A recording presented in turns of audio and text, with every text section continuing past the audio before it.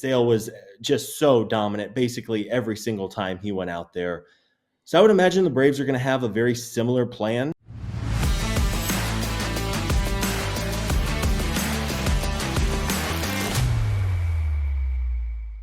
Hammer Territory host Scott Coleman joining us right now on Foul Territory. Big crowd in the Atlanta area, really in Braves country, all in the Southeast that's watching right now. So we're excited to have you on, Scott. It is the most downloaded Braves podcast, so go check it out. And we're going to get right to biz because we got a lot to cover with the Braves. So let's hit the storylines. Don't rush me.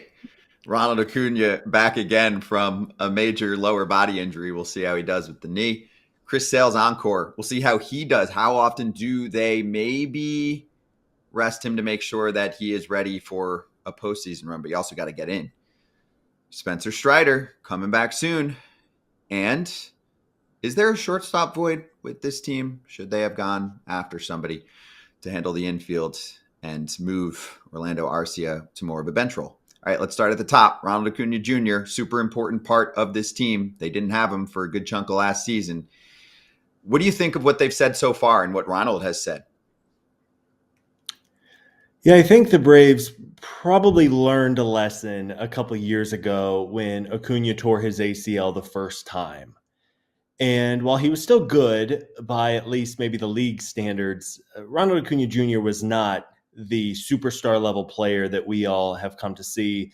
When he returned in 2022 after he tore his ACL the first time, it never looked like Ronald felt comfortable. And because of that, I think the Braves are showing extra caution. And not only just this spring, but even in the offseason. Alex Anthopoulos said, I think at the winter meetings, that Ronald was not going to be on the opening day roster. And that's a significant statement when you're still 4 months away from opening day at that point. So I think the Braves are going to be overly cautious with their superstar outfielder. And if it means that if you have Acuna closer to 100% whenever he does make it back to the field, maybe in late April or even at some point in May, I think the Braves are probably playing the long game here and just banking on Acuna being more of himself because we know how high his ceiling is when everything is clicking and when he is feeling good. Speaking of guys feeling good, last year Chris Sale, my boy, or as my bae, as Kratz likes to call him, because I caught his debut and I've known him for a long time, so Kratz is jealous that nobody likes him that much. See, here we go. But can he do it again? He's 36. He had an unbelievable year. Cy Young, the whole enchilada. Kind of tweaked his back at the end. Had a full healthy offseason. Can he do this again and be a Chris Sale? Because they're going to need him to be the Chris Sale he was last year, especially with some of the guys they've lost. Yep. I mean, I know Chris has been on the show a couple of times. This time a year ago, of course, he's going to have confidence in himself as a competitor and someone who's been doing it at a high level for a long time. But I don't even know if Chris Sale would have told you that he had 18-3 with a 2.4 ERA and leading baseball in WAR still in him. But Sale was so impressive last season. And I think the Braves handled him perfectly a year ago. I was looking at this earlier. Chris Sale made 29 starts last season. He had at least one extra day of rest in 22 of those 29 starts.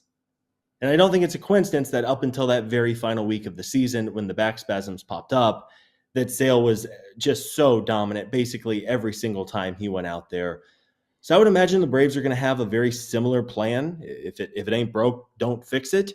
And you're absolutely right. I think protecting Sale and keeping him healthy and hopefully ready for the playoffs should that time come is going to be the priority. And if that means that they have to call up somebody from AAA to make a spot start or to give Sale an extra day of rest, I think you do it because we know just how good this guy is whenever he's been healthy.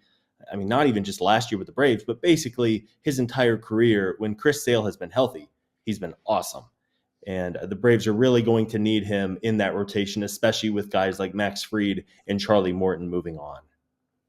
Sale stayed healthy all the way till the very end, but other key members of that core of that team did not stay healthy. Is this going to be a trend moving forward here going into 2025, or have they figured out how to hopefully curtail that from happening again? It's a big question, and I just have to think that after just an all-time unlucky season for the Braves with injuries last year, that they're due some good fortune from the baseball gods. I mean, just a quick rundown for folks if maybe they aren't Braves fans. This is like an abridged version of what this team lost last year. Spencer Strider missed basically the entire year. Acuna tore his ACL in May. Austin Riley broke his hand and missed the final 2 months of the season. Ozzie Albies broke his toe and then broke his wrist. Sean Murphy, their all-star catcher from a year ago, had a nasty oblique injury on opening day, missed 2 months, and basically wasn't himself all year. Michael Harris, their five-tool center fielder, missed 2 months with a hamstring. AJ Minter, who's been one of the better lefty setup men in the game for the past couple years, had a hip injury and ultimately underwent surgery. And honestly, I mean, the microcosm of the season, guys, was friend of the show, Whit Merrifield, joins the Braves as an injury replacement for Ozzie Albies at second base. And Merrifield, on his very first day in Atlanta, has a nasty finger injury in pregame warmups and ends up missing time. And Whit's been one of the more tougher Iron Men in the game for his whole career. And what happens when he shows up and he's in Atlanta for 1 day? And then he needs to miss time with a finger injury. He also hurt his foot too. So, I mean, by the end of the year, the Braves were starting 3 waiver claims basically every night because of all the injuries they suffered. And I mean, it's a credit to them for still winning 89 games and getting into the playoffs at the very end. But man alive, I mean, if the Braves come even close to the number of injuries they had last year, I don't know what they need to do in that clubhouse, because that would be all-time bad luck in back-to-back years. And all of that, all of those injuries, and their all-star shortstop from 2023, Orlando Arcia, had one of my really good friends, had an abysmal year. And somehow they still made the playoffs. So if you think the Braves are, they're out, down and out, don't you just forget exactly how good this team is. But that shortstop position, are they going to just roll with O? Are they going to then say, okay, we're just going to keep an eye on it the whole time? Because it's tough to find big league shortstops. Could it be a trade partway through the season? Or is there a prospect in the pipeline that might be able to be that next answer at shortstop for them? It sure seems like they're going to roll with Orlando Arcia again at shortstop. I'd be fascinated to know behind the scenes what work the front office did to try to improve that position. And the story the Braves will tell you publicly is they feel that if everybody is healthy, or at least mostly healthy in that lineup, if Orlando Arcia is batting ninth and playing good defense and just giving you a little bit of offense in that ninth hole at shortstop, they're going to be fine offensively. That being said, that was their plan a year ago, and then half of the team got hurt, and there was a stretch where Arcia was batting fifth because he had a couple of good games in a row, and it's like, who else is going to hit here? Why not have him bat fifth? For Arcia, he just wasn't very good last season offensively. He was really, really bad with runners in scoring position, and it felt like by the end of the year, it was almost a mental block for Arcia where he would come up with 2 runners on base, and just the at-bat and the approach was all off, and just it was in his head at that point. So I think the Braves, they're just hoping and banking that Arcia is more of the player he was in 2023 when, funny enough, he had a great first half and was actually an all-star. And then just hope that it's more of 2023 than the player who struggled quite a bit last season.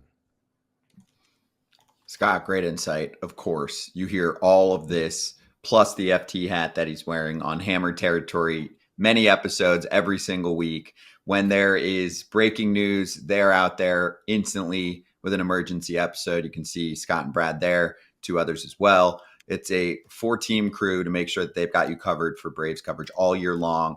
Many, many episodes right after games too, kind of serving as your post-game show. So, Scott, great to see you. Thanks for the insight, and we'll see you on Hammer. Hey, everybody. Be sure to like and subscribe for more content. We're back here every weekday, all year long, so do not miss an episode. The videos are coming in all day. Here's another video you might enjoy. Baseball the way it should be covered.